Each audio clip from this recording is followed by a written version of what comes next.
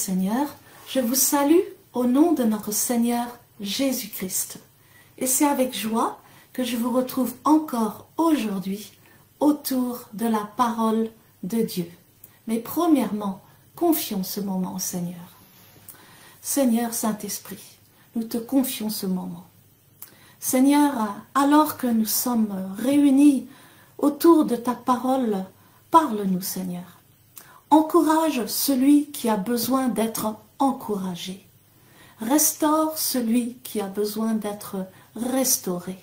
Remets sur ses pieds celui qui est tombé et utilise chacun pour ta seule gloire. Au nom de Jésus-Christ. Amen. Le message que nous diffusons aujourd'hui s'appelle « Qu'y a-t-il dans ta main ?» Le pasteur Jean-Claude a donné ce message en 2015 à Paris alors qu'il était invité à prêcher dans l'église de la parole persévérante dirigée par l'apôtre William Miyakizabi. L'apôtre William est un homme que le pasteur Jean-Claude appréciait et admirait particulièrement. Ce message est basé sur le verset dans Exode 4 à son verset 2. Qu'y a-t-il dans ta main? C'est ce que Dieu a dit à Moïse qui doutait de son appel et ne se sentait incapable de le réaliser. Ce message est un message de restauration pour tous ceux qui sont découragés et qui ont été blessés. Certains avant même de rentrer dans leur destinée et d'autres alors qu'ils commençaient à exercer leurs dons. Pour nous exhorter, le pasteur Jean-Claude se concentre sur deux personnages qui ont commis des erreurs et qui ne croient plus que Dieu peut encore les utiliser. Premièrement, Samson, qui malgré l'appel puissant qui était sur sa vie, a été très blessé dans sa vie personnelle. Bien qu'il soit marié, en son absence, on prend sa femme pour la donner à son meilleur ami et cela a causé une blessure profonde qui a entraîné Samson dans un comportement destructeur et même suicidaire.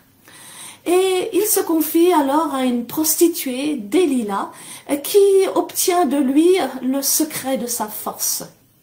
Sa force était dans ses cheveux et elle lui coupe les cheveux et livre donc Samson aux Philistins. Mais Dieu termine toujours ce qu'il a commencé, nous dit le pasteur Jean-Claude. Malgré le fait que Samson était tombé très bas, amen, et que même l'Esprit de Dieu l'avait quitté, voilà, ses cheveux ont commencé à repousser et Samson s'est repenti et une nouvelle onction est venue sur lui, plus grande que la première. Et il a tué plus de Philistins en une seule fois qu'auparavant. Quand le Seigneur nous restaure, il nous donne encore plus. Dieu est un Dieu de restauration et il n'oublie aucune de ses promesses. Ce qu'il a promis, il l'accomplira. Le deuxième personnage est Moïse.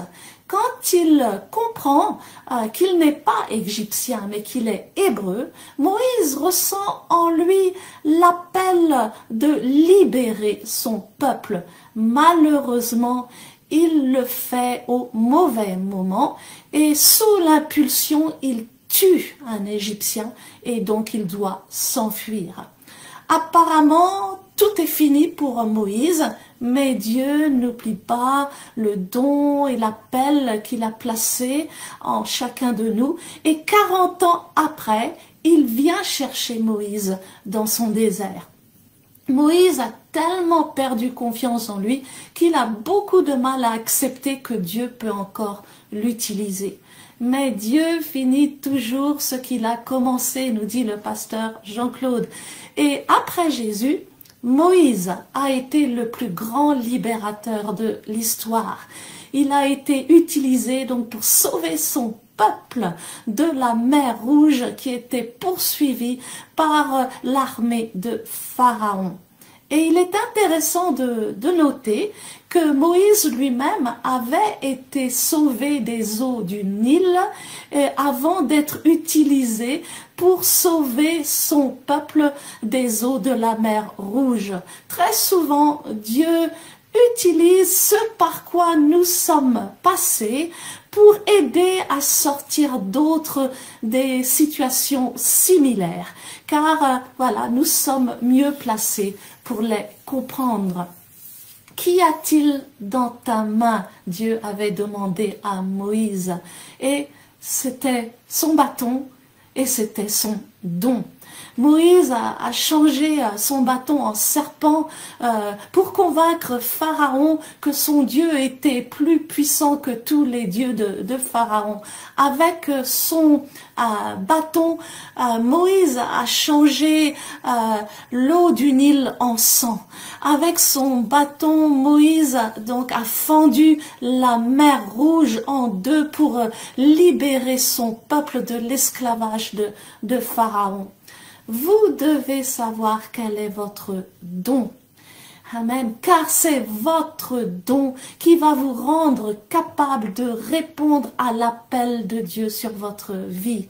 Ce don n'a pas besoin d'être compliqué. Dieu utilise les choses ordinaires pour faire des choses extraordinaires. Il suffit que vous exerciez ce don. Et alors, vous allez devenir excellent dans votre don et ensuite, vous allez donc pouvoir répondre à l'appel spécifique que Dieu a pour vous.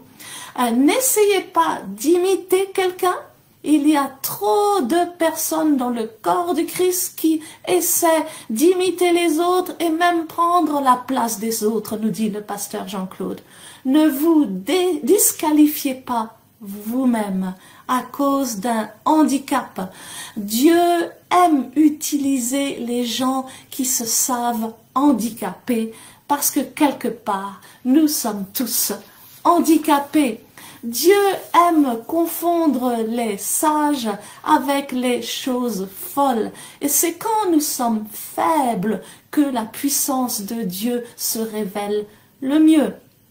Sachez attendre aussi votre temps, car se lever avant votre temps fait retarder le moment où Dieu peut vous utiliser. Il y a un temps de préparation que personne ne peut contourner.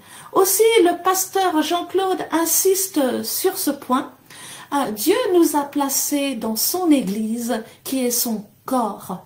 Vous serez bénis au sein de l'Église, car c'est ainsi que Dieu l'a choisi.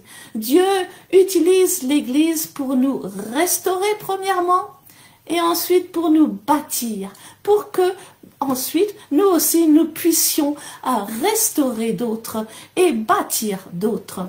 Donc il est important que vous trouviez une église locale que vous allez donc intégrer. Là, vous pourrez recevoir la prière et le conseil. Et ensuite, Dieu pourra vous utiliser dans votre appel spécifique pour bénir beaucoup.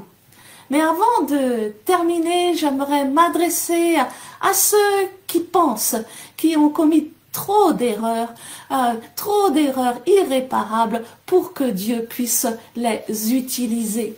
Dieu a utilisé Moïse comme le grand médiateur de l'ancienne alliance. Pourtant, il avait commis un meurtre. Dieu a choisi l'apôtre Paul pour transmettre à l'Église les plus grandes révélations de la doctrine de la grâce, et à lui seul a été confiée la tâche d'écrire plus de 2/3 des épîtres dans le Nouveau Testament.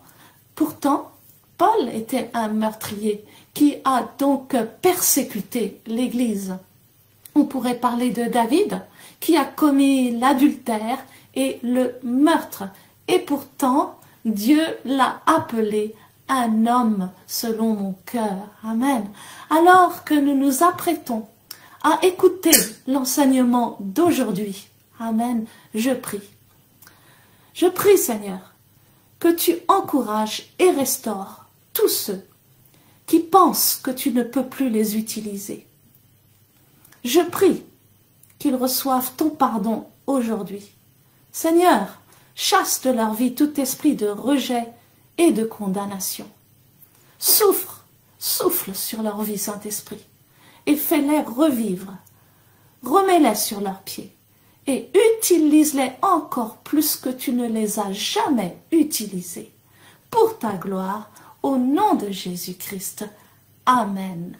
Que le Seigneur vous bénisse abondamment. Je suis tranquille, car tu es là. Je suis tranquille, je suis tranquille, car tu es là. Alléluia. Seigneur, merci pour ton esprit qui est au milieu de nous. Esprit de guérison, esprit de restauration, esprit de délivrance, esprit d'espérance, esprit de consolation, esprit de rédemption, esprit de joie, esprit de paix, esprit qui brise les barrières. Ce matin, Seigneur, nous t'accueillons avec foi. Merci parce que nous ne repartons pas comme nous sommes venus. Parce que dans ta présence, tu es le Dieu qui change, qui transforme, qui change nos formes, qui change nos visions, qui change notre cœur. Je te prie, Seigneur, ce matin, que tu parles à chaque cœur ici présent. Merci pour la parole persévérante qui nous a reçus ce matin. Je reconnais ta grâce et ta faveur particulière sur cette église. Merci pour ta fidélité, Seigneur. Que la parole que tu vas nous donner ce matin apporte le réconfort dans le cœur de quelqu'un et que ce réconfort l'amène à recevoir son miracle. Parce que tu es le Dieu des miracles. Dieu fait des miracles. Autrement, il n'y a pas lieu qu'il soit Dieu. Nous ne prions pas un Dieu qui est mort, nous prions un Dieu qui est vivant. Et celui qui vit parle. Celui qui vit change les circonstances. Celui qui vit change ton problème. Celui qui vit donne une solution. Celui qui vit donne le succès. Celui qui vit donne des ouvertures et donne la paix. Seigneur, merci pour ta parole ce matin, dans le nom puissant de Jésus-Christ.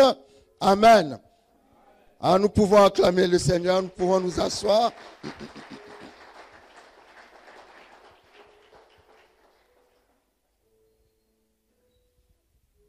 Il y a un verset que j'aime beaucoup dans la parole, dans Josué chapitre 21, verset 45, qui dit ceci. Vous me ferez signe, s'il vous plaît, quand j'aurai... Ah, ok, parfait. Merci, pasteur. Merci. Josué 21, verset 45.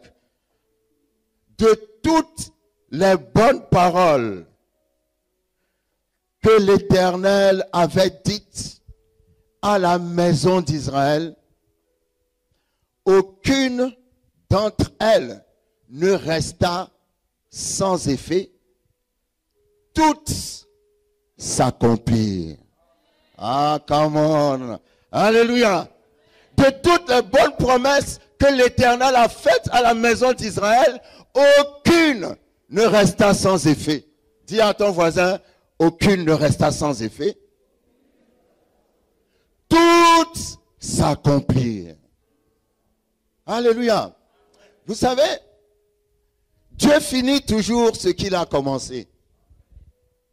Dieu n'arrête jamais ce qu'il a commencé.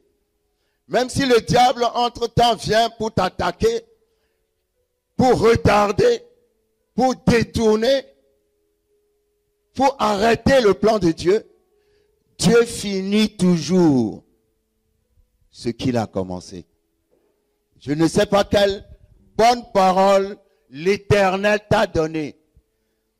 Mais souviens-toi de ce verset ce matin, la Bible dit de toutes les bonnes paroles que l'Éternel a données à la maison d'Israël, aucune ne resta sans effet, toutes s'accomplirent.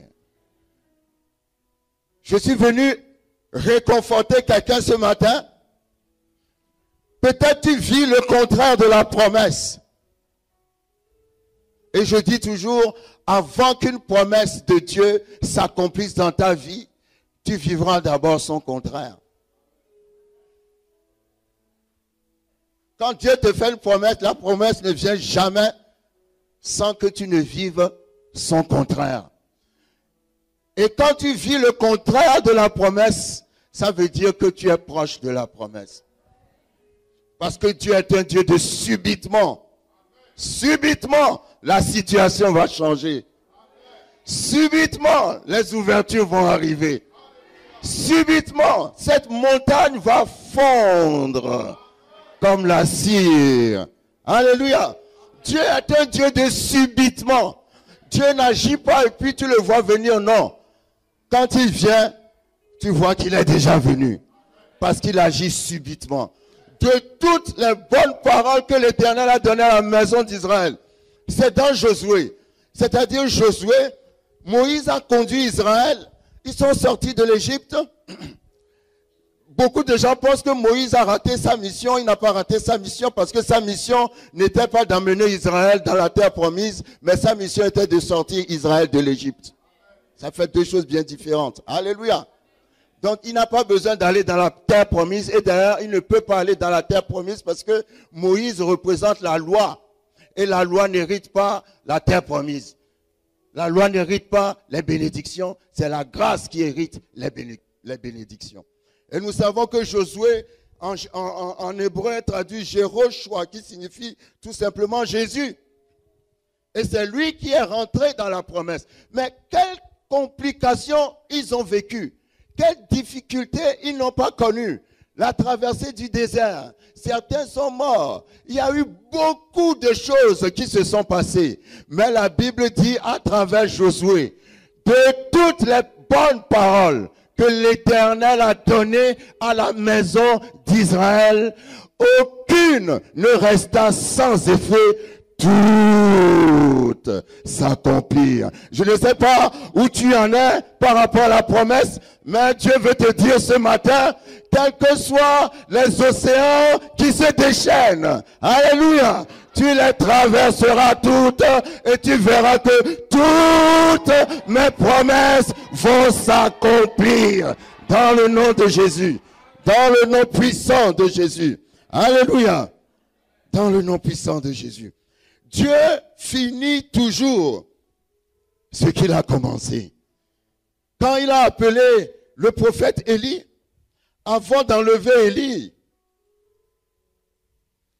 la Bible a comptabilisé que Élie avait fait 7 miracles, n'est-ce pas? Mais quand Élisée a demandé à Élie le double de son onction, si Élie avait fait 7 miracles, ça suppose qu'Élisée devait en faire combien? Alléluia. Mais Élisée est mort après avoir fait le 13e miracle. Parce que le diable aime toujours attaquer les choses de Dieu. Mais la Bible dit, je n'ai pas le verset, vous chercherez. On a jeté Élisée dans une fosse, n'est-ce pas? Pendant des années, son corps était devenu des ossements.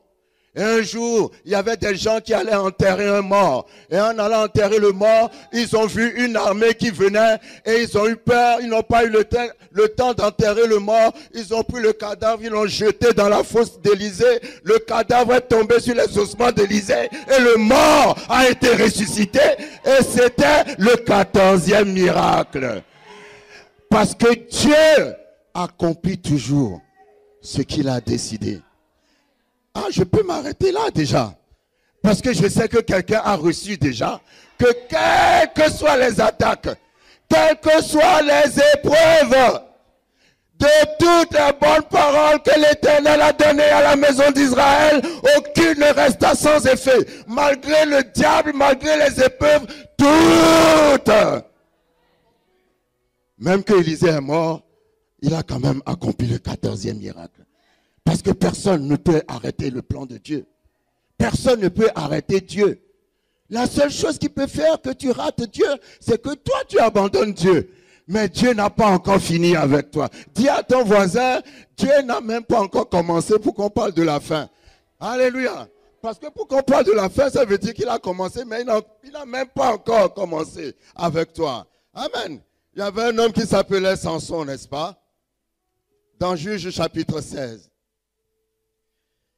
Cet homme était très fort, n'est-ce pas? D'où lui venait sa force? Sa force venait de ses cheveux, n'est-ce pas? Mais dans sa vie, il a commis une erreur.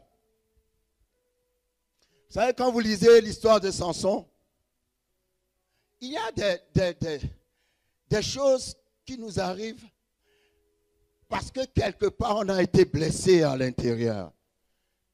J'aime bien l'apôtre William qui me parlait tout à l'heure, me parlait beaucoup de la restauration de l'âme.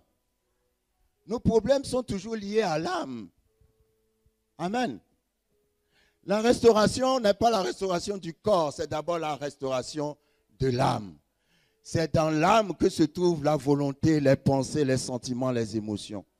C'est ça qui a besoin d'être restauré. Alléluia. Parce que quand vous lisez l'histoire de Samson, la Bible dit que Samson aimait une femme, n'est-ce pas? Et il voulait épouser cette femme. Il a même épousé cette femme. Amen.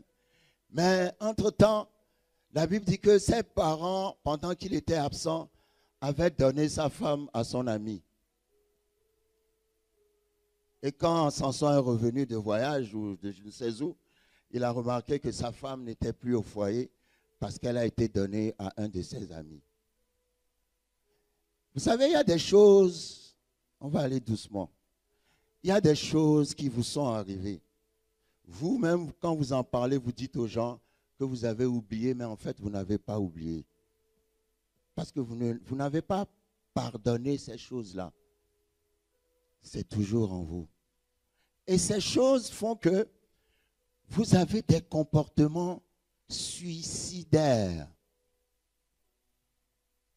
Vous savez, le suicide, ce n'est pas forcément sauter par la fenêtre ou bien... C'est la façon dont tu vis. La manière dont tu vis.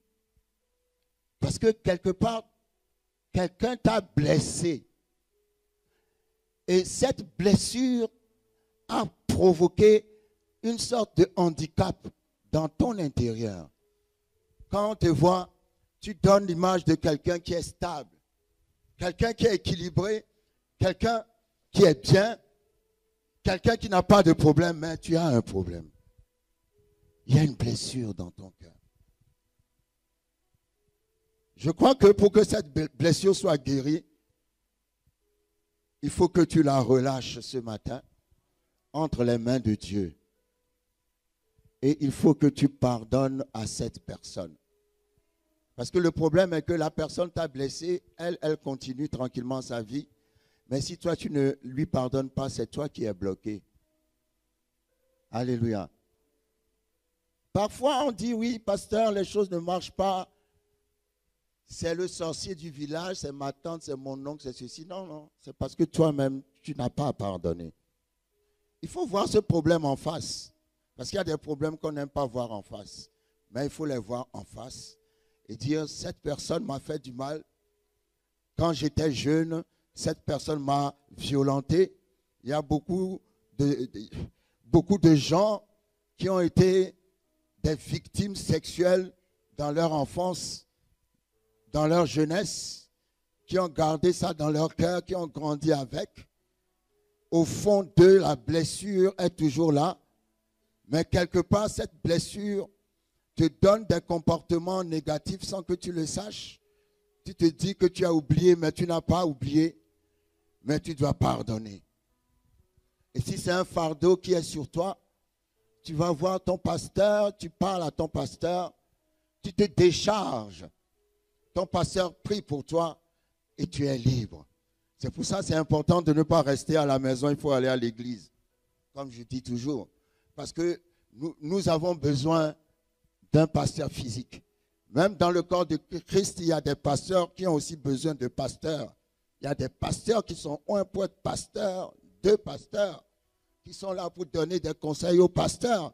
Alors, à combien plus forte raison, toi qui es un simple membre, tu ne peux pas rester à la maison pour dire, moi, je regarde la foi victorieuse à la télé, je regarde ceci à la télé. Non, non, ce n'est pas ça l'église.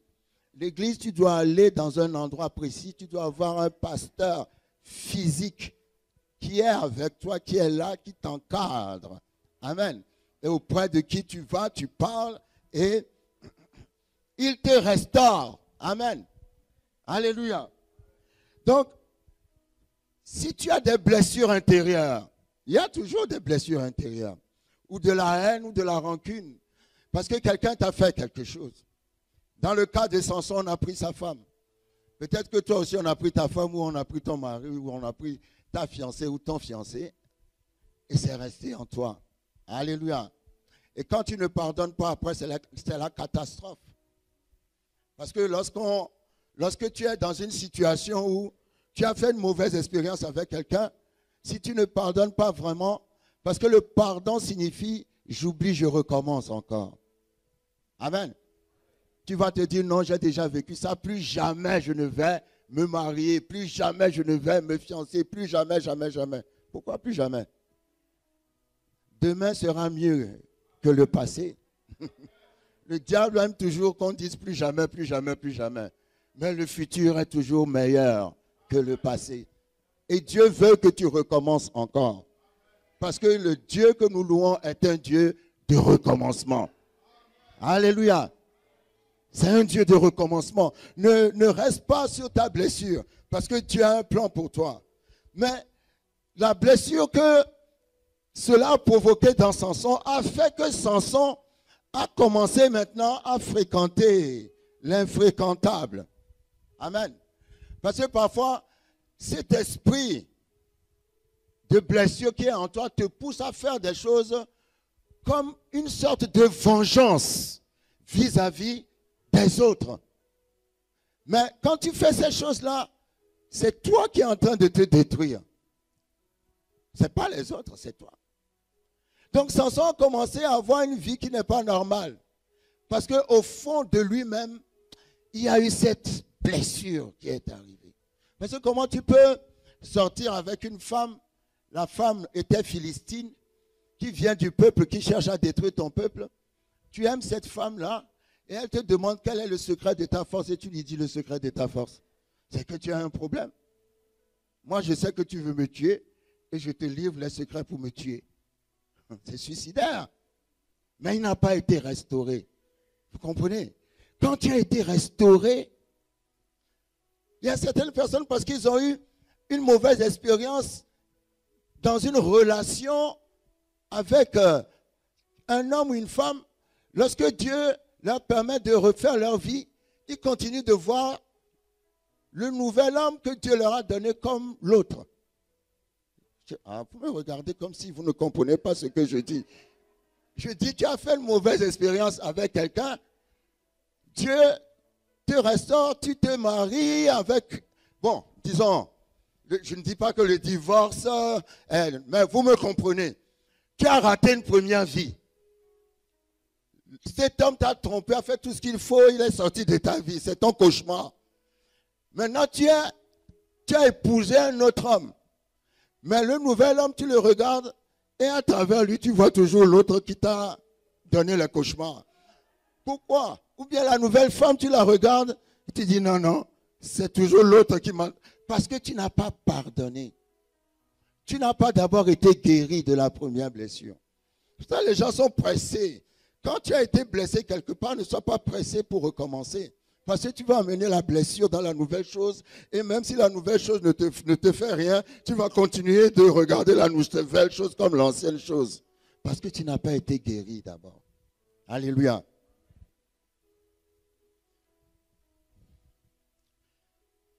La Bible dit, Samson va finir par donner son secret à Delilah. Et la Bible va même plus loin quand vous lisez Juge 16.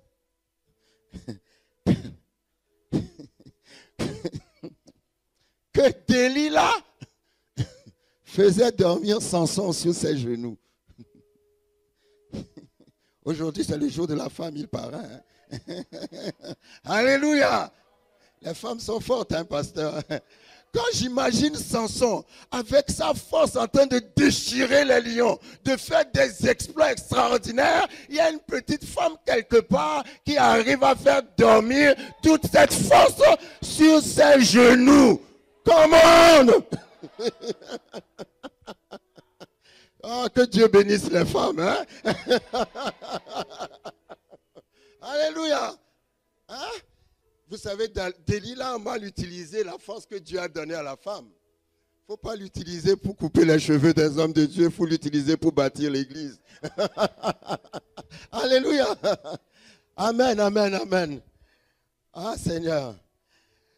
Mais la Bible dit, quand on a arrêté Samson, on lui a rasé la tête, il s'est retrouvé en prison. Alléluia.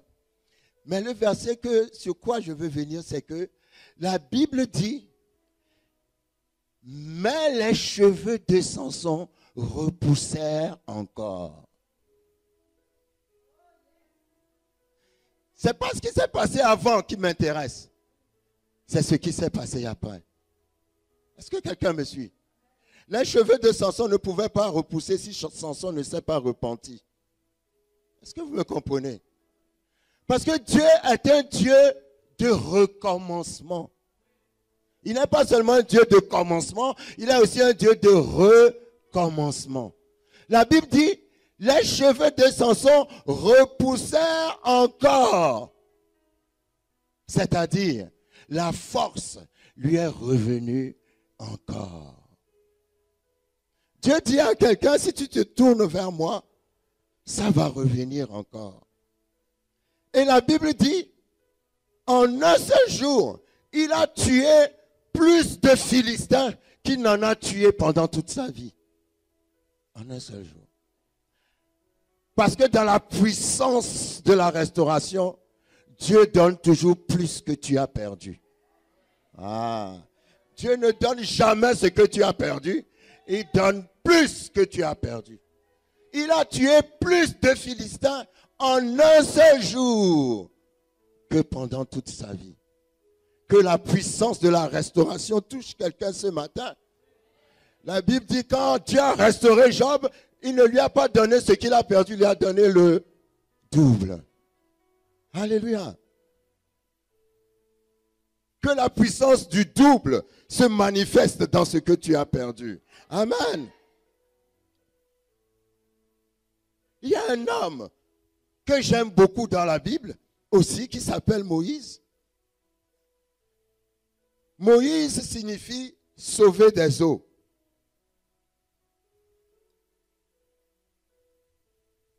Et le plus grand acte que Moïse va faire dans sa vie, c'est de sauver son peuple à travers les eaux.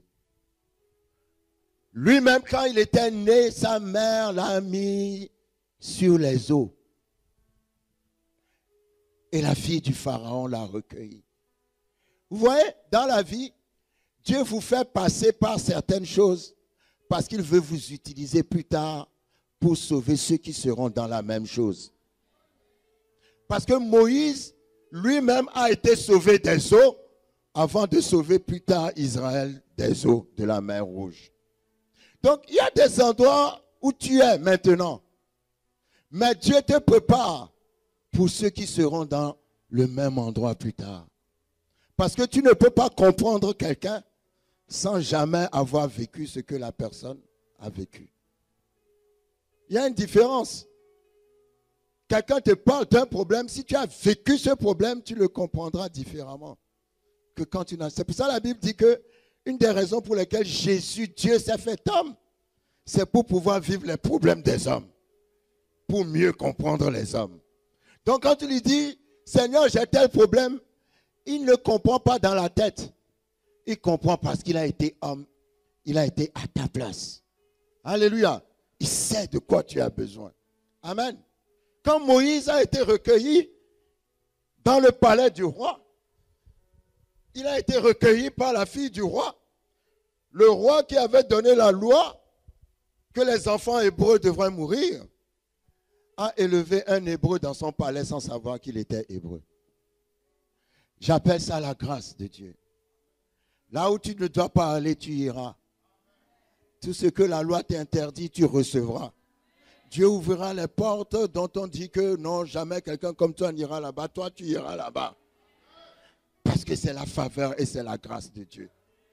Moïse a été élevé comme un prince. Je parle du Dieu de recommencement. Vous savez, quand Dieu avait commencé avec Adam, le diable est venu pour gâter la relation. Mais la Bible dit, Dieu a envoyé encore un autre Adam. 1 Corinthiens 15 appelle Jésus comment? Le dernier Adam. Dieu dit, je ne vais pas changer ton nom. C'est toujours avec le même nom. Le même nom que tu avais quand tu as échoué, c'est avec le même nom que tu auras la réussite. Alléluia.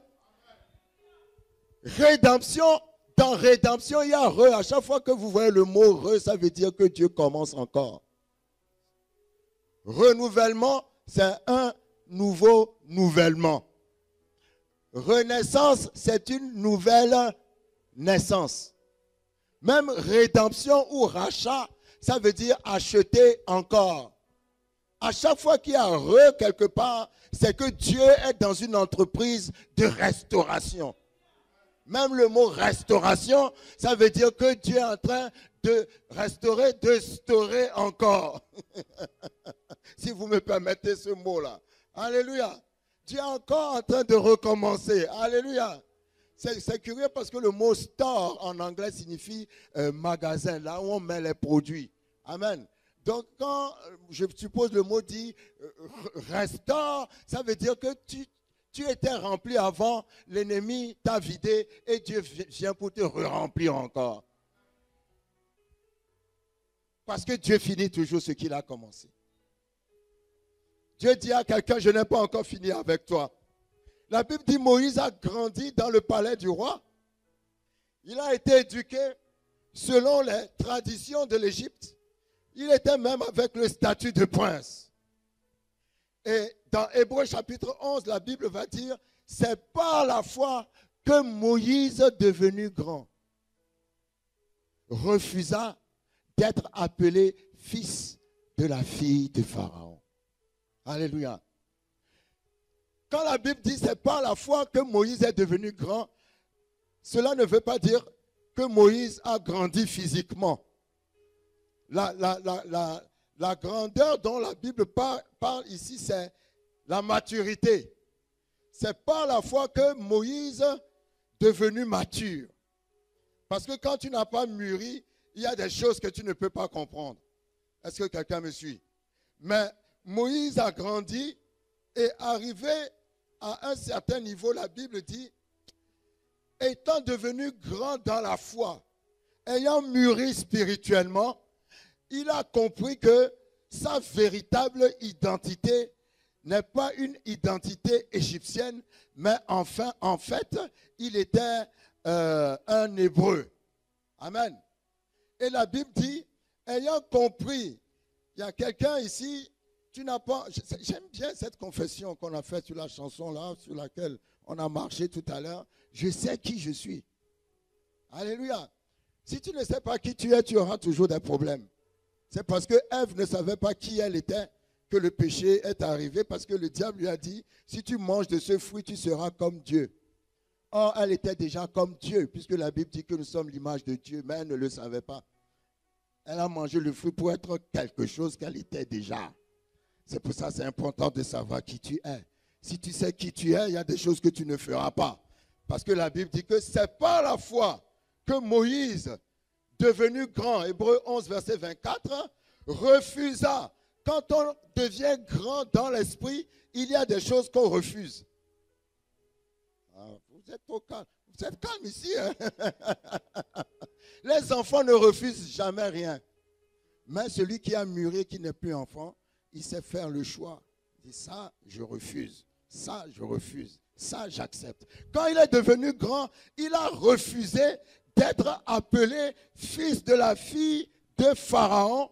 Et il a même choisi d'être maltraité pour Dieu plutôt que d'être assis dans les trésors de l'Égypte. Ça, c'est fort, ça. Alléluia. Il y a des gens, s'ils étaient à la place de Moïse, même s'ils avaient découvert, s'ils ont découvert qui ils sont, ce n'est pas un problème pour eux que leurs frères souffrent dans l'esclavage aussi longtemps qu'eux, ils ont leurs millions à côté d'eux et qu'ils sont dans le palais du roi. Mais Moïse a laissé, la Bible dit, il a laissé tous les trésors de l'Égypte parce qu'il a vu que la croix de Christ était au-dessus de toutes les richesses de ce monde. Ça, c'est fort. Dans Hébreux chapitre 11, Moïse, de son temps, avait eu la vision de Christ et a choisi Christ. Il a quitté le palais. Est-ce que quelqu'un me suit? Mais la manière dont il a quitté le palais n'est pas la manière de Dieu. Parce que quand vous lisez Actes chapitre 7, là où Étienne a fait le résumé de toute la Bible dans un seul discours. Alléluia. Ça c'est fort, hein, pasteur.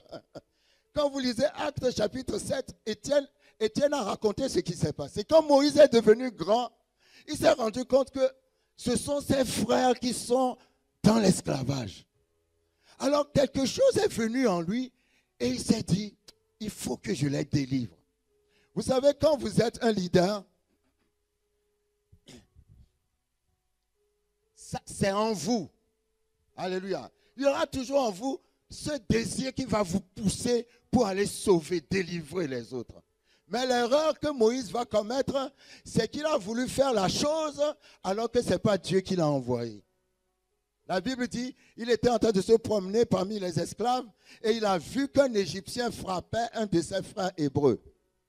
Et il s'est jeté sur cet Égyptien et il l'a tué et il l'a caché dans le sable. Mais aucun Égyptien n'avait vu cela. Mais ce n'est pas Dieu qui lui a dit de faire cela non plus. Vous savez, parfois nous savons à quoi Dieu nous a destinés, mais parfois il faut attendre que Dieu te dise maintenant c'est le moment. Parce que tu peux faire la bonne chose au mauvais moment ou la mauvaise chose au bon moment. Alléluia. Donc, Moïse est parti, il a voulu sauver ses frères, il a tué l'Égyptien. Personne n'a rien vu. Le lendemain, il revoit encore la même personne qui se battait la veille avec cette fois-ci un autre frère hébreu. Il voulait les séparer et puis il a dit, tu veux me tuer comme tu as tué l'Égyptien hier? Alors qu'on avait tué l'Égyptien pour le sauver lui. Et quand il a dit ça, les Égyptiens ont entendu ça. Ils ont dit, ah, Moïse a tué un des nôtres. Et la Bible dit, Moïse a fui. Vous savez, quand vous regardez la vie de Moïse, ce n'est pas Dieu qui l'a envoyé dans le désert. Ce sont ses erreurs qui l'ont envoyé dans le désert. Il pouvait grandir dans le temple, dans le palais. Il pouvait tout faire dans le palais jusqu'au moment où Dieu va lui dire de délivrer son peuple. Mais là, il a voulu faire quelque chose qui n'est pas au temps de Dieu. Et la Bible dit, quand les Égyptiens ont su cela, ils ont voulu le tuer et il a fui. Le prince d'Égypte est devenu un fugitif. Alléluia. Parfois, Dieu utilise nos erreurs pour nous racheter encore. Est-ce que quelqu'un me comprend? La même erreur par laquelle tu es passé, Dieu va prendre cette même erreur-là pour le tourner en gloire. Si toi, tu sais marcher avec Dieu. Il y a une chose qui m'étonne avec Dieu, c'est l'entêtement de Dieu. Est-ce que vous savez que Dieu est têtu? C'est pour ça que je dis que Dieu finit toujours ce qu'il a commencé. Alléluia. Moïse va arriver dans le désert. Il va rencontrer la fille de Jéthro. Il va se marier. La vie est redevenue tranquille pour Moïse. Il était devenu berger dans le désert et tout ça. Tout se passait bien. 1 an est passé, 2 ans est passé, 3 ans est passé, 4 ans sont passés, 5 ans sont passés, 6 ans sont passés, 7 ans sont passés jusqu'à 40 ans. Dis à ton voisin 40 ans. 40 ans, Dieu n'a pas parlé à Moïse. Et Moïse s'est dit, je crois que Moïse a déjà même oublié l'Égypte. Il a dit, ça fait 40 ans, c'est toute une vie, n'est-ce pas? Mais 40 ans, à la 40e année, Dieu est encore revenu vers Moïse. Vous ne voyez pas ce que je veux dire? Je veux dire à quelqu'un que Dieu va revenir encore vers toi. Toi, tu crois que tu as déjà mis un point final. Dieu a dit, je vais transformer ton point final en virgule. Parce que ce n'est pas encore fini. Si je te laisse comme ça, le diable sera content. Le diable va dire, j'ai gagné.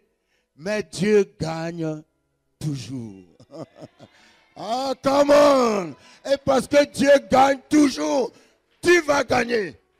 Parce que Dieu va revenir encore dans ta vie. 40 ans après. C'est long, 40 ans. Pendant toutes ces années, Dieu a vidé Moïse pour remplir Moïse. Alléluia. Il y a un temps de préparation quand on marche avec Dieu. Jésus, on n'a pas entendu parler de Jésus jusqu'à ce qu'il rentre dans le ministère à 30 ans. On a entendu parler de lui à 12 ans, quand il était resté dans le temple. Il a eu 3 ans et demi de ministère pour pratiquement une trentaine d'années de préparation, parce que depuis qu'il est né, il était en train de se préparer. Le temps de la préparation a été plus long que le temps du ministère. Le temps du ministère n'a pas été plus long que celui de la préparation. Donc quand les choses paraissent longues et que Dieu vous prépare, comme on l'a dit encore tout à l'heure, c'est pour l'excellence. L'excellence ne vient pas en un jour. L'excellence, c'est une question de temps. Parfois, on a le don et on est trop pressé parce que Moïse avait cet appel, mais il était trop pressé. Tu peux avoir un grand appel, mais il faut attendre. Si tu n'attends pas, le diable va te détourner. Alléluia. Mais Dieu va te récupérer par la grâce de Dieu. Alléluia. Donc 40 ans après, Dieu est revenu vers Moïse. La Bible dit qu'il était dans le désert en train de paître, en train d'amener, de se promener avec les brebis. Il a entendu la voix de Dieu qui est sortie d'un buisson ardent. Et Dieu l'a appelé Moïse. Même 40 ans après, Dieu savait qu'il s'appelait toujours Moïse. Dieu se souvient très bien de toi. Il connaît ton adresse. Il sait tout ce que tu fais. Même s'il ne dit rien, il te connaît très bien. Alléluia.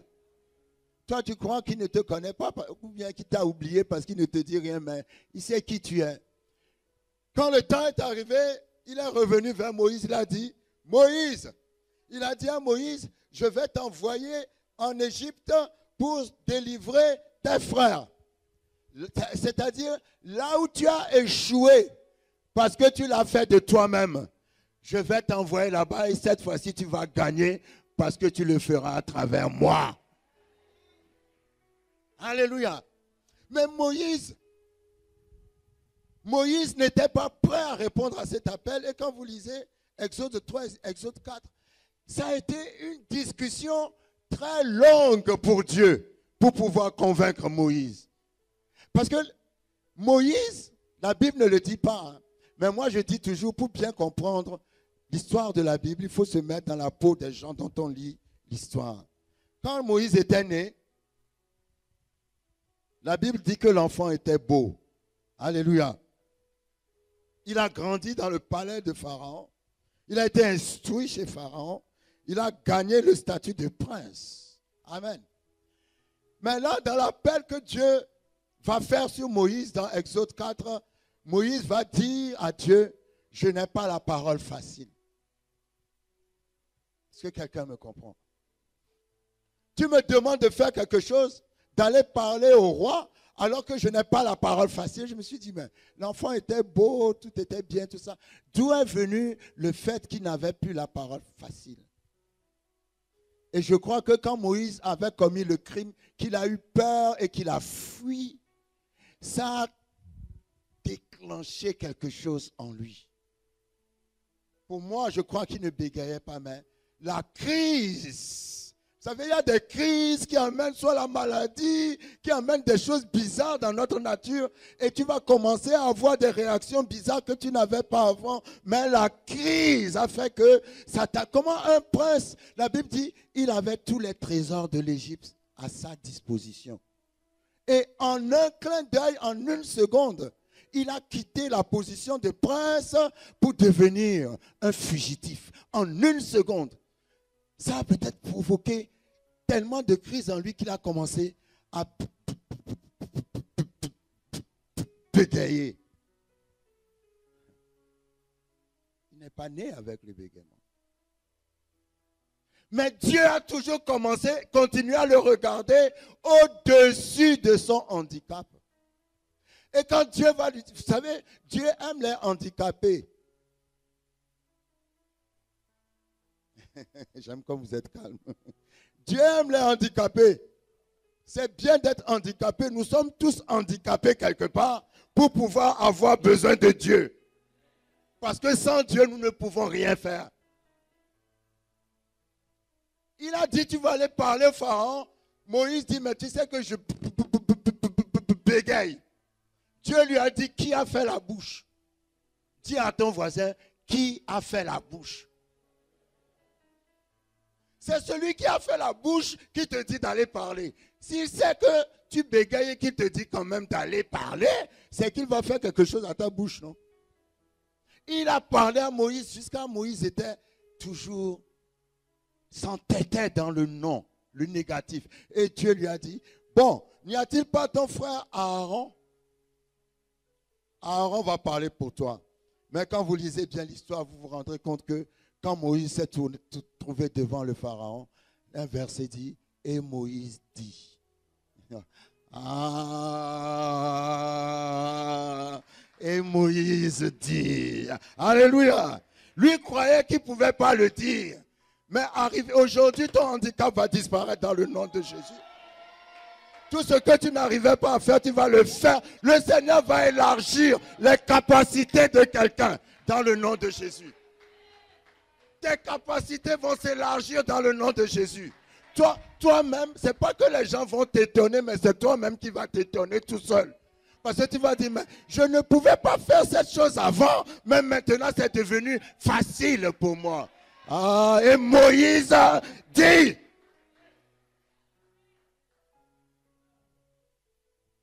Moïse dit. Mais quand il résistait à Dieu, Dieu lui a posé une seule question. Et je peux résumer le message d'aujourd'hui à cette seule question. Tu rentreras à la maison avec cette question. Que cette question te poursuive jusqu'à ce que tu trouves la solution à cette question. Dans Exode 4, à son verset 2. Dieu a posé à Moïse cette question. Qu'y a-t-il dans ta main? Vous savez, personne n'est né les mains vides. Nous sommes tous nés avec quelque chose dans la main. Est-ce que quelqu'un me suit? Il dit, personne n'est né avec les mains vides. Nous sommes tous nés avec quelque chose dans les mains. Moïse, devant sa destinée, trouvait qu'il ne pouvait pas accomplir sa destinée. Et Dieu lui a demandé, qu'est-ce que tu as dans ta main? Alléluia. Ce n'est pas ce que tu as dans ta main qui est très important, mais c'est le fait que tu aies cette chose dans ta main. Dans la main de Moïse, il y avait un bâton. Qu'est-ce qu'il y avait dans la main de David? Ah, vous ne me suivez pas, il y avait des cailloux. Alléluia. Quand David a rencontré Goliath, il a terrassé avec quoi? Ce qu'il y avait dans sa main, c'était quoi? Des cailloux. Est-ce qu'on vend les cailloux? Les cailloux ont une valeur extraordinaire. C'est simple, non? Si je sors dehors, je vais trouver des cailloux. Tout le monde trouve des cailloux partout, n'est-ce pas? C'est ce qu'il avait dans la main. Et Moïse avait quoi? Un bâton dans la main. Est-ce qu'un bâton, si je sors dehors, il suffit de casser une branche, tu as un bâton, n'est-ce pas? Alléluia. C'est très simple, n'est-ce pas? Dieu ne donne pas des choses extraordinaires. Il donne des choses ordinaires. Mais ces choses ordinaires deviennent extraordinaires quand toi, tu les donnes à Dieu. Il y a dans ta main quelque chose que tu ne considères pas toi-même. Que tu regardes bas. Dieu te demande qu'est-ce que tu as dans ta main. Moïse a regardé son bâton. Il a dit, mais c'est un bâton. Dieu lui a dit, laisse le bâton. Quand il a laissé le bâton, la Bible dit que le bâton est devenu un serpent. Et Moïse a eu peur. Et Dieu a dit à Moïse, prends le serpent comment? Par la queue. On ne prend jamais un serpent par la queue. Hein? Parce que si tu prends le serpent par la queue, il va se retourner pour te piquer. On prend toujours les serpents par la tête. Mais là, Dieu lui a dit, prends le serpent par la queue. Alléluia. Pourquoi prendre le serpent par la queue? Parce que si tu le prends par la queue, moi je vais m'occuper de la tête.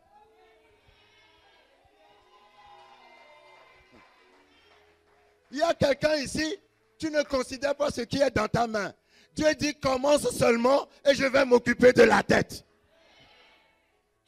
Le bâton, c'est le don de chacun. Il y a un don en toi. Il n'y a personne ici qui n'a pas de don. La seule différence, c'est que certains valorisent leur don et les autres continuent de dévaluer leur don. Alléluia. Tu peux même avoir le don de dresser la table. Ah. Il y a des gens, pasteur, quand ils te dressent la table est tellement jolie que tu n'as même pas envie de gâter la table pour manger à la table tellement c'est beau. C'est un don. Non, sincèrement. Alléluia. Avec ce don, tu peux aller jusqu'à aller dresser la table au palais de l'Élysée. Mais toi, tu ne considères pas ton don. Tu trouves que c'est trop simple. Alléluia. Il y a certaines personnes, c'est le don de chanter. Comme notre maman Rachel. Alléluia. Dès que la personne commence à chanter, le ciel qui était fermé s'ouvre. Il y a des voix pour ouvrir le ciel. Quand Dieu entend ces voix, le ciel s'ouvre, la grâce descend. Le don est très simple. Quel est ton don?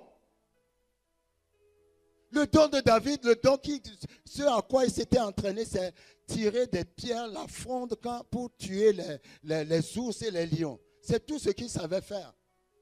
Alléluia. Il n'a pas été à l'université, n'a pas eu de doctorat de ceci, il savait lancer les pierres. Dis à ton voisin, je sais lancer les pierres. Vous imaginez, vous prenez les dossiers, les CV des gens qui viennent chercher du boulot chez vous et vous tombez sur quelqu'un qui dit qu'il n'a pas de CV, mais lui, sait lancer les pierres. Alléluia. Mais c'est à cause du lancer de pierres qu'il est devenu roi. Vous voyez la différence entre lancer des pierres et devenu roi? Pourquoi? Parce qu'il a excellé dans le don. Il a excellé dans le don. Si tu as un don que tu as toujours méprisé jusqu'à maintenant, Dieu te dit, qu'est-ce que tu as dans ta main? Commence à valoriser ce don que toi tu trouves qui n'a pas de valeur. Quand tu vas commencer à valoriser ce don, tu vas voir que le bégaiement va partir. Parfois notre vie bégaye. Alléluia. Bégayer veut dire répéter la même chose ou être toujours au même endroit, au même niveau. Mais Dieu enlève le bégaiement de quelqu'un ce matin. Je dis, Dieu enlève le bégaiement de quelqu'un ce matin. Commence à valoriser le don que Dieu t'a donné. Alléluia, je le dis toujours. Dans notre église, nous avons un couple ils sont fantastiques parce que quand il y a mariage dans la ville, quel que soit ce qui se passe dans la ville, elle et son mari, elles peuvent faire la nourriture à 3 millions de personnes sans problème. C'est un don. Ce n'est pas elle fait la nourriture et puis quand tu manges, tu as envie d'aller manger autre chose. Non. Tu manges jusqu'à tu as envie de manger même tes doigts. Alléluia. Mais jusqu'à un certain niveau, elle allait faire des formations pour garder les personnes âgées, pour faire ceci. Et son mari est tellement doué, quel que soit ce qui arrive à ta voiture là. C'est un chirurgien mécanicien. Alléluia. Il va bien réparer ta voiture. Je dis, mais vous avez des dons, mais vous allez faire une formation qui n'a rien à voir avec ton don. Alléluia.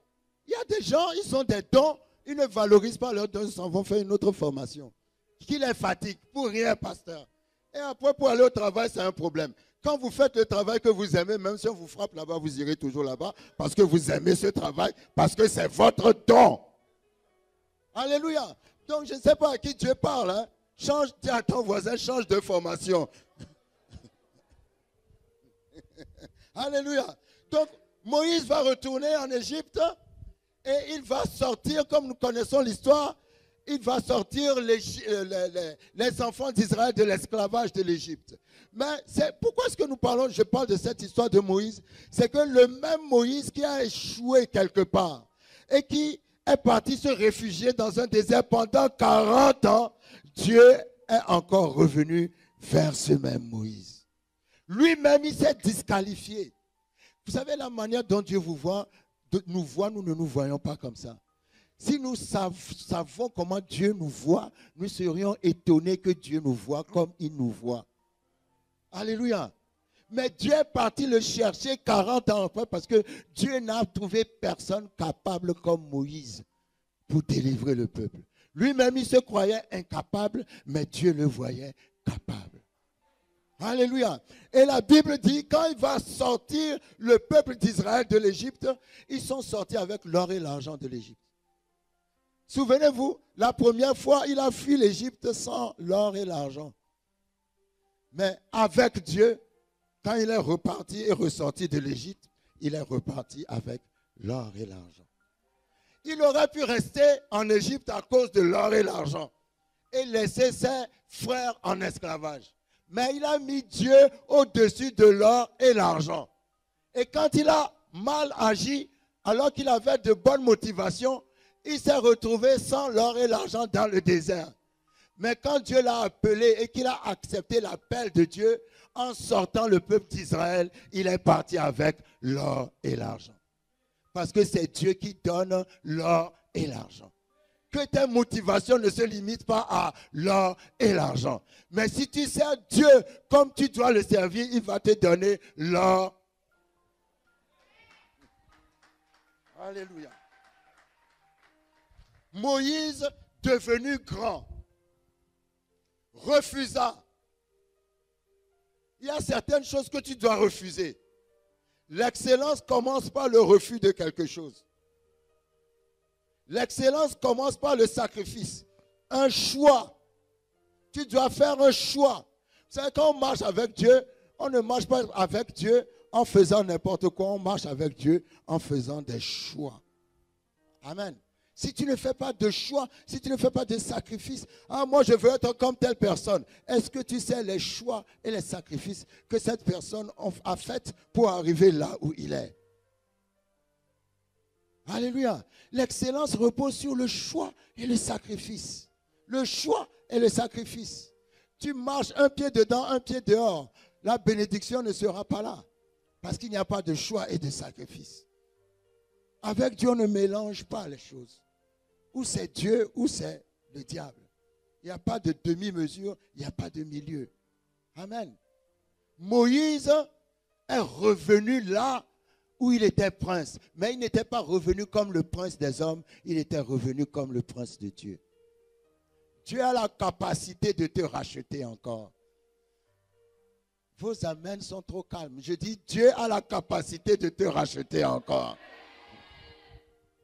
Dieu a la capacité de te donner encore une nouvelle victoire. Dieu a la capacité d'ouvrir cette porte qui ne s'est jamais ouverte dans ta vie. Le même Moïse qui a échoué est le même Moïse qui a délivré. Alléluia. Vous savez, quand Dieu a un plan puissant pour ta vie, le diable va tout faire pour que ta vie soit toujours instable. Le diable attaque souvent les grands hommes, les grandes femmes de Dieu à leur naissance. Vous savez, le diable ne te combat pas pour ce que tu es maintenant. Le diable combat toujours pour ce qu'on va devenir. Le diable ne s'inquiète pas de ce que tu es, c'est ce que tu vas devenir. C'est pour ça qu'il te combat, parce qu'il ne veut pas que tu arrives à ce niveau-là. Mais le diable est un menteur. Alléluia. Dieu finit toujours ce qu'il a commencé. Nous pouvons nous lever, s'il vous plaît.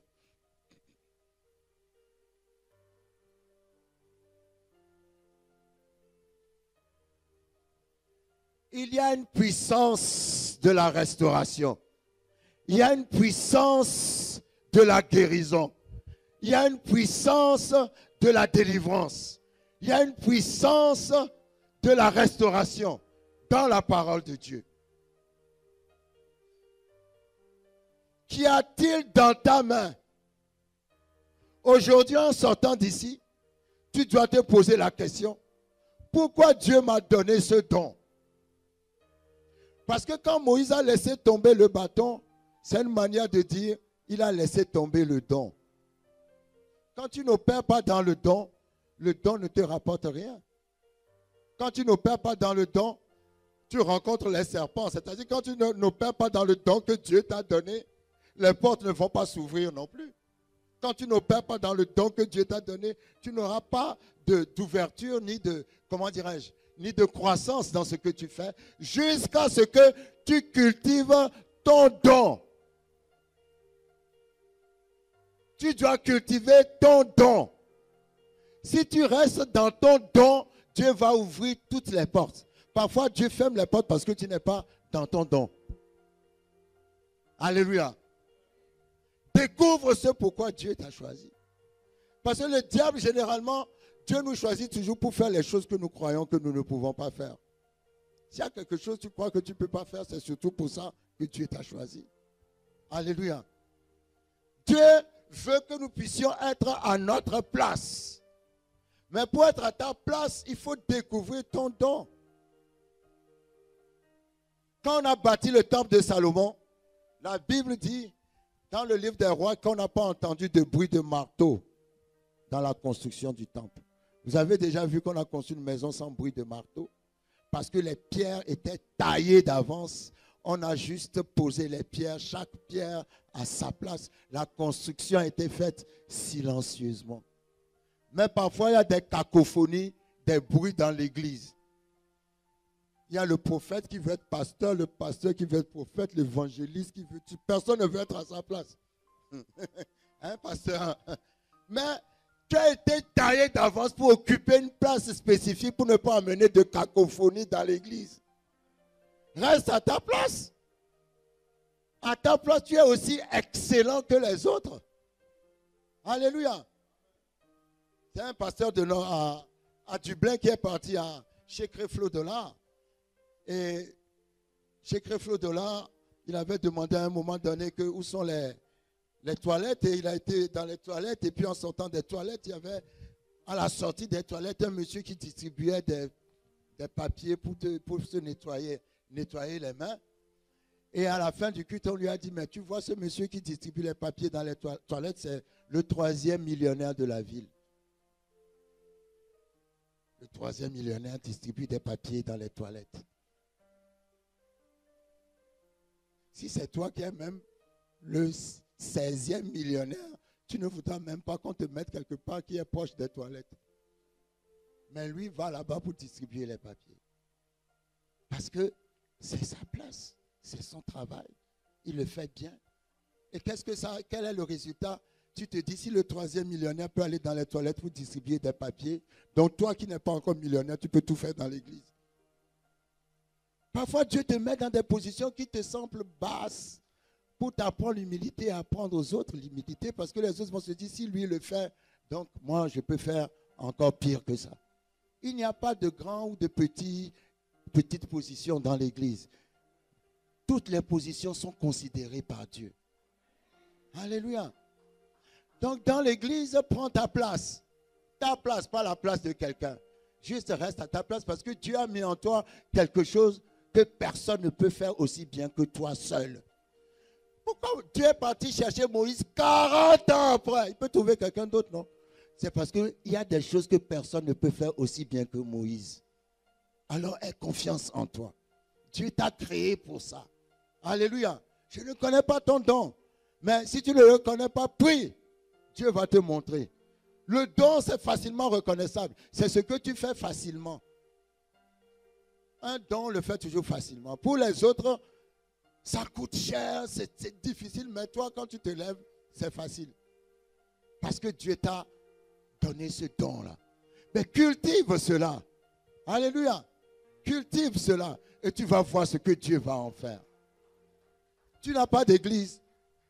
Tu fais partie du mouvement des gens qui disent, moi je reste à la maison, et qui suivent les cultes sur l'internet et la télévision. Voici une place pour toi. Alléluia. Tu as besoin d'aller dans... Je vais vous dire quelque chose, pardonnez-moi, pasteur, j'ai un peu débordé. Comment Anna est devenue enceinte? Quand elle a été dans le temple. Parce que c'est quand elle était dans le temple que Samuel a dit que le Dieu d'Israël exauce ta prière et elle est tombée enceinte. Elle a été partout où elle veut, mais il fallait qu'elle vienne recevoir une parole réma où? À la maison devant la télé? Dans le temple. Dans le temple. Il y a quelque chose qui manque à quelqu'un. Hein? Dieu dit, viens dans le temple. Quand l'homme de Dieu va parler, ça va ouvrir. On est tous un parce qu'on est en Jésus. Mais il y a des dimensions dans l'onction. Il y a des gens qui sont plus un que toi. Et c'est pourquoi toi tu jeûnes depuis 300 ans. Quand eux ils parlent seulement, ça arrive en même temps. Alléluia. Donc, je vous encourage. Attachez-vous à cette église si vous n'avez pas d'église. Ici, il y a la parole et il y a l'adoration. C'est rare de trouver dans des églises où il y a les deux. Alléluia. Je ne dis pas ça pour faire plaisir au pasteur. Je ne connais pas le pasteur, c'est maintenant que je le connais. Mais nous sommes des hommes spirituels. Nous savons là où Dieu est, là où Dieu n'est pas. Alléluia. Attache-toi à cette église si tu n'as pas d'église. Et tu verras que quelque chose va se passer dans ta vie.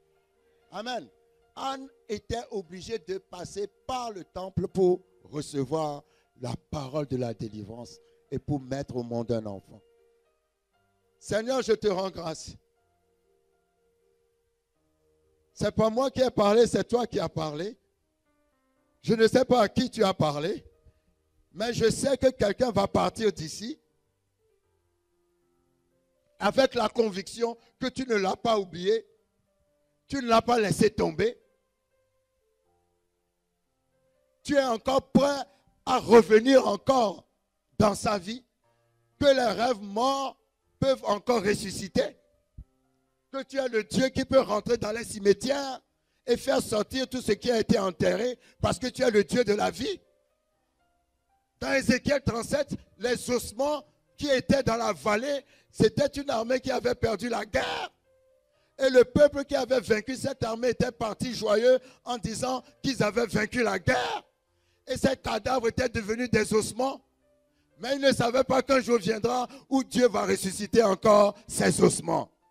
Il y a des guerres que tu as perdues. Mais Dieu dit, je vais ressusciter tes ossements. Je vais te réveiller encore. Je vais te ranimer encore. Je vais souffler encore. Souffler dans tes business. Souffler dans ta famille. Souffler dans ton mariage. Souffler dans ton travail. Souffler dans ton ministère. Souffler dans tes entreprises. Souffler dans tes activités. Tout ce que tu fais, je vais souffler encore. Et mon souffle va donner encore la vie. Et tu vas voir que je suis le Dieu de la résurrection. Que l'onction de la résurrection touche la vie de quelqu'un. Dans le nom de Jésus, Dieu va rentrer dans le cimetière de tes rêves. Il va les sortir un à un de leurs cercueils. Tes rêves vont vivre encore. Je suis le Dieu du recommencement. Je suis le Dieu d'encore. Encore et encore. Encore et encore. Ne reste pas sur ton échec. Je peux le faire encore. Car de toutes les bonnes paroles que l'Éternel a données à la maison d'Israël, aucune ne resta sans effet. Toutes s'accomplirent. Recevez cette parole dans le nom de Jésus. Toutes les promesses de Dieu vont s'accomplir. Parce que Dieu n'arrête jamais ce qu'il a commencé.